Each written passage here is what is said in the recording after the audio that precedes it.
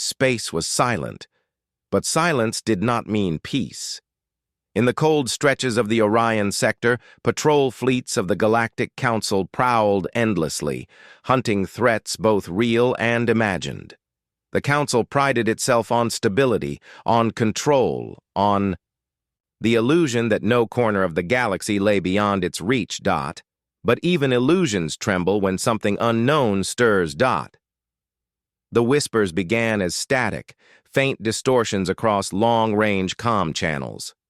At first, technicians dismissed them as nothing more than interference caused by dark matter storms. Then came the unmarked energy surges, powerful enough to ripple across entire systems. Entire fleets diverted resources to track the anomalies, but each time they closed in, the signal vanished as though it had never existed.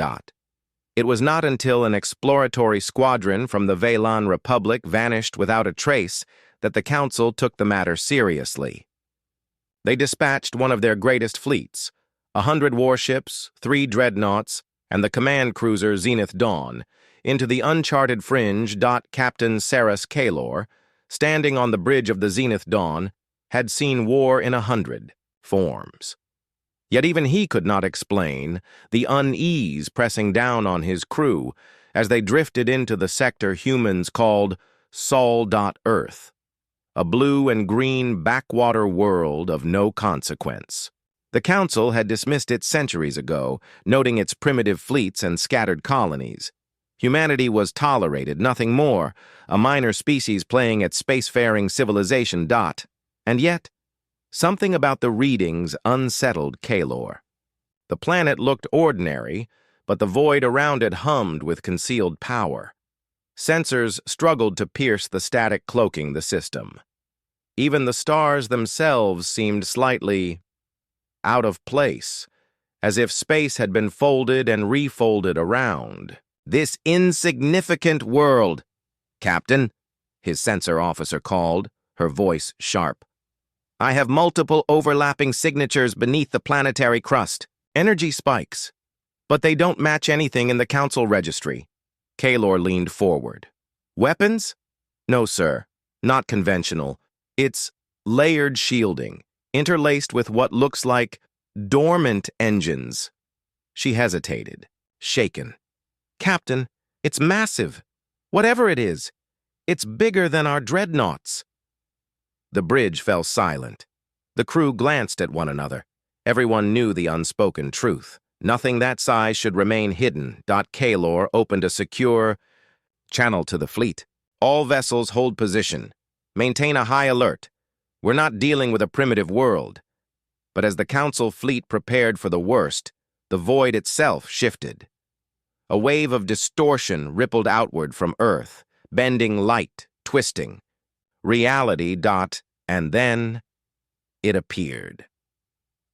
A silhouette emerged from the black, peeling itself free of cloaked space. It was not a warship, it was not a station, it was both, and more. The Supercarrier, a leviathan of steel and shadow, bristling with weapon. Ports lined with scars of ancient wars. It dwarfed every ship in the Council fleet. Entire cruisers could have fit within its hangars. Its armor shimmered with layered plating no scanner could penetrate, and its engines pulsed with energies older than any known civilization. The fleet froze. Even the Zenith Dawn's crew, hardened by decades of battle, sat in silent awe. Kaylor's voice cracked as he whispered, "By the stars." It's human. The Council had always believed humanity's strength lay only in reckless courage and stubborn resilience. But this ship, this monument, was proof of something else. Something hidden. The Supercarrier had not launched from Earth. No records placed it in any dockyard, no scans had detected it in orbit. It had appeared, as though the planet itself had birthed it. And then, for the first time, it spoke. A voice rolled through every comm channel simultaneously, deep and resonant, as though the ship itself were alive. "Identify yourselves." Kaylor's crew stared at one another. The voice was human, yet carried a weight that bent the air around it. Not an AI, not a recording, something greater. "This is Captain Saras Kaylor of the Galactic Council," he replied cautiously. "We come in peace. Who commands this vessel?" For a moment, silence. Then the voice returned. "No one commands me. I am Erebus, humanity's shield, humanity's judgment. You should not have come." Panic rippled across the fleet. Council officers shouted into comms, demanding explanations. Some captains ordered weapons powered. Others screamed for retreat. Kaylor held his ground. He felt the truth settling over him like a storm. They had stumbled into something beyond comprehension. The silence after that declaration was unbearable. On the bridge of the Zenith Dawn, Captain Saras Kaylor stood transfixed, his throat dry. He could feel it, not just hear it, the presence of the ship that called itself Erebus. It was not simply a vessel. It was as though the void itself bowed around it. The comms lit up with frantic voices from council captains. "Captain, orders? Should we engage?" "This must be a bluff. It's one ship against 100. Those readings are impossible. It's a phantom." Kaylor raised a hand, silencing his bridge. His eyes locked on the colossal silhouette of Erebus as it turned, and for the briefest of moments he felt as though it was staring back, not with sensors, not with scanners, but with something else, a will. "Stand down," Kaylor ordered, his voice low but unshakable. "Do not fire unless fired upon."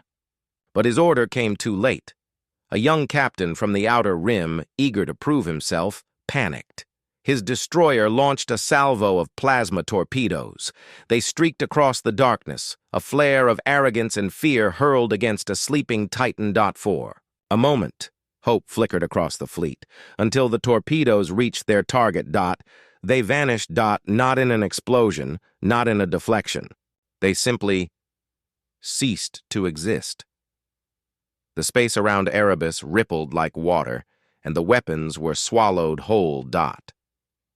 Then came the reply. A single point of light formed along its hull, small, almost insignificant compared to the scale of the vessel. And then it fired. A beam of energy lanced through the void, not explosive but precise, controlled. It cut through the destroyer as though it were paper. The ship split cleanly in two, its molten edges glowing as debris scattered into the dark. The attack had not been excessive. It had been surgical. The fleet erupted in panic. "Engage! Engage! All ships, open fire! It's tearing through space-time. Nothing's penetrating its shields. This can't be happening." Kaylor's stomach twisted. In his heart, he already knew the outcome. The battle was not a battle. It was a demonstration. The Council fleet unleashed everything. Plasma storms, rail cannon barrages, quantum warheads designed to shatter moons. The void lit up brighter than a sun.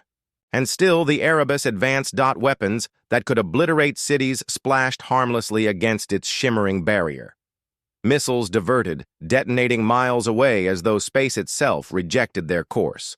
Dreadnought-class cannons fired beams that carved through asteroids, but when they struck the Erebus, the energy folded into nothingness. And with every advance, the Supercarrier replied with precision. It did not waste firepower. One beam for one ship, a pulse of energy for another. Each strike was clean, efficient, merciless. Within minutes, ships that had terrorized the galaxy were reduced to drifting wrecks. On the Zenith Dawn, the crew watched in horrified silence. The bridge lights flickered as feedback from the overwhelming energy waves rattled their systems. Kaylor gripped the railing so tightly his knuckles turned white. This wasn't a fight. It was a lesson. He whispered, almost to himself. Why does such a thing exist? And why did humanity hide it? The answer came sooner than he expected. The Erebus's voice boomed once more, cutting through every frequency, every jamming protocol. It wasn't just sound. It carried into the bones of every crew member, as if the ship itself spoke directly into their minds. You seek to measure power in fleets, in numbers, in fire. But power is not in what you build. It is in what you bury. Kaelor's eyes narrowed. The phrasing struck him like a knife. Buried deep within Earth's crust, sensor operators detected movement. Something stirred beneath the oceans, beneath the mantle itself. More signals, dormant, silent for millennia, began to stir awake. Multiple. Dozens. Kaelor's blood ran cold. Dear stars. There's more than one.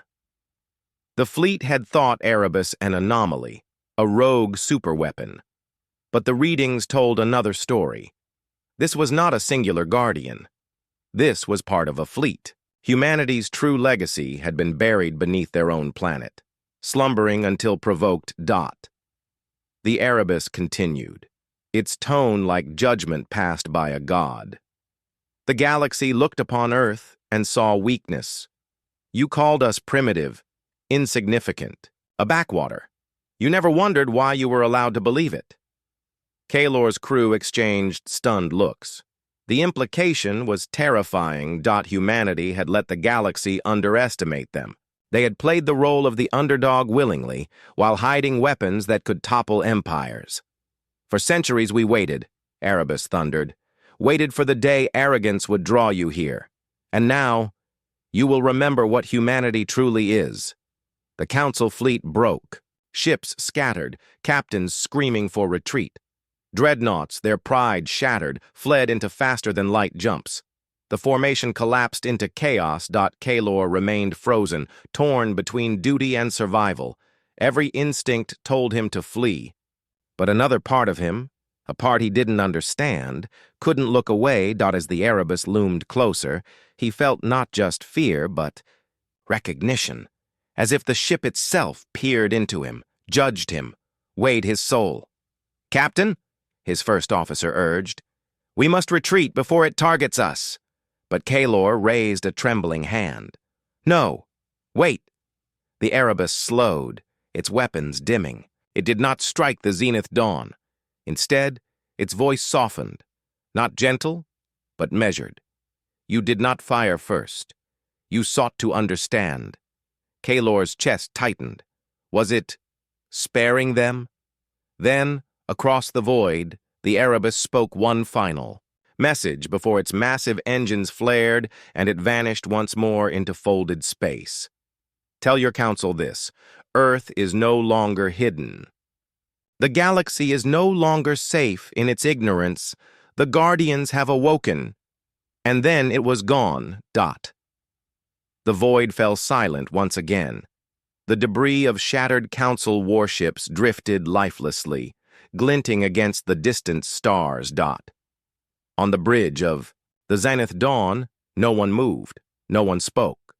Kaelor stared at the empty space where Erebus had been, and for the first time in his long career, the Council chamber, vast and ornate, was suffocating in its silence. Holographic projections of representatives from 100 species flickered around the great circular hall, their colors washed in pale blue light. Fear whispered through every voice channel, every private transmission, every shifting movement. At the center of it all stood Captain Saras Kaelor. Returned from the Sol system, he was now the unwilling herald of a truth too large for the galaxy to ignore. His uniform bore the scars of battle, his eyes shadowed from sleepless nights. He had seen it. And he had survived it. The High Chancellor's voice cracked like brittle glass. "You stand before this council accused of dereliction of duty. You failed to stop one vessel, Captain. One." Kaelor's lips tightened. He met the Chancellor's gaze, unflinching. "With respect, it was not one vessel. It was a god buried in steel, and it chose to let us live." Murmurs rippled through the chamber. Some called for retaliation, for fleets to be doubled, and weapons research accelerated. Others demanded diplomacy, or retreat from human borders. Altogether. But beneath all their arguments lay one truth. The galaxy had been shaken to its core. For centuries, Humanity had been an afterthought. Their colonies were scattered, their fleets outdated. They were known more for stubborn courage than for power. But now, with the emergence of the Erebus, the mask had fallen. Whispers grew into accusations. They deceived us for generations. They hid weapons capable of tearing reality apart. They let us believe they were weak. Why? And yet, some voices trembled with something else, something dangerously close to awe. Perhaps they were waiting, preparing for something greater than us all. Kaelor stood before the storm of voices, hands clenched behind his back. He remembered the way the Erebus had spared his ship, the weight of its voice when it had said, "The Guardians have awoken." He swallowed hard, then spoke the words that silenced the chamber. "You think you saw a weapon? You did not. You saw a warning. If the Erebus had wanted, not one of us would have returned. Humanity let us live because they wanted us to carry their message. And I tell you this, if we push them, if we test them, they will end us." The chamber erupted again. Far across the stars, outside the walls of politics and fear. The truth unfolded in shadows. On Earth, deep beneath the oceans, the crust trembled. Vast hangars sealed for millennia began to stir. Black hulls glistened under water that had not touched them in eons. Engines older than nations pulsed faint light. They were not one. They were many. Erebus had been the herald, the first to awaken. But it was not alone. A fleet slept beneath the world humanity called home. Supercarriers, dreadnoughts, ships of designs the galaxy had no words for. Each one interwoven with technologies that bent physics, merged machine and will, and carried scars from wars predating the Council itself. Humanity had not simply hidden a weapon. They had hidden a legacy. Back in the Council chamber. Desperation clawed at the leaders. Some demanded preemptive strikes, others argued for alliances. But none could shake the dread. If one ship had humbled their greatest fleet, what would an entire hidden armada do? The Chancellor's voice finally cut through. The noise. Then we must decide, war or surrender. Kaelor's throat tightened. He knew what war would bring. He had seen it in the eyes of the Erebus. He stepped forward. "There is another path. Speak," the Chancellor commanded. Recognition, not as equals, not even as allies, but as subjects standing before their judge. Humanity did not unleash the Erebus to conquer. They unleashed it to remind us. They want us to know the balance has shifted. And if we resist, we will not survive the reckoning. His words hung heavy. No one wanted to agree, but deep down, they knew he was right. The Council could not stop Earth. Not anymore. Beyond the chamber, the galaxy boiled with rumors. Merchant guilds pulled trade routes from human sectors. Border colonies fled in panic, abandoning stations rather than risk being caught in humanity's shadow.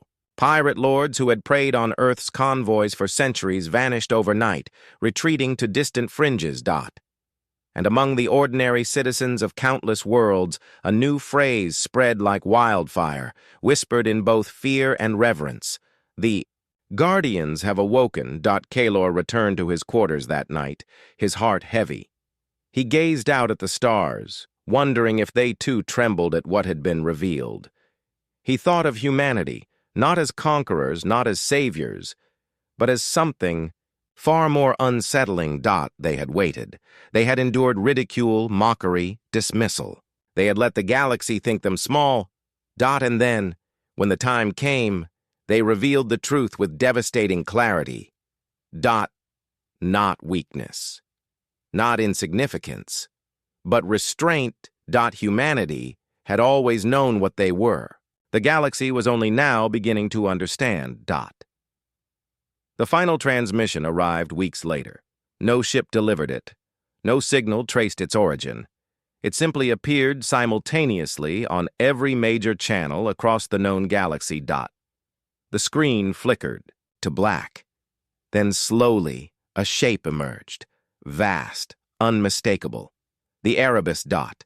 Its voice resonated across every world, every station, every home.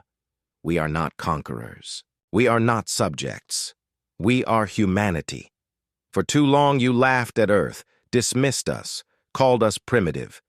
But you never asked why we endured, why we survived every war, every hardship, every extinction. The truth is this: we were never waiting for your approval. We were waiting for the day you forced us to remember what we buried. A pause, heavy as the void itself. The guardians of Earth have risen. The galaxy will now decide whether it stands beside us or beneath us. The transmission ended, and in the silence that followed, the galaxy understood.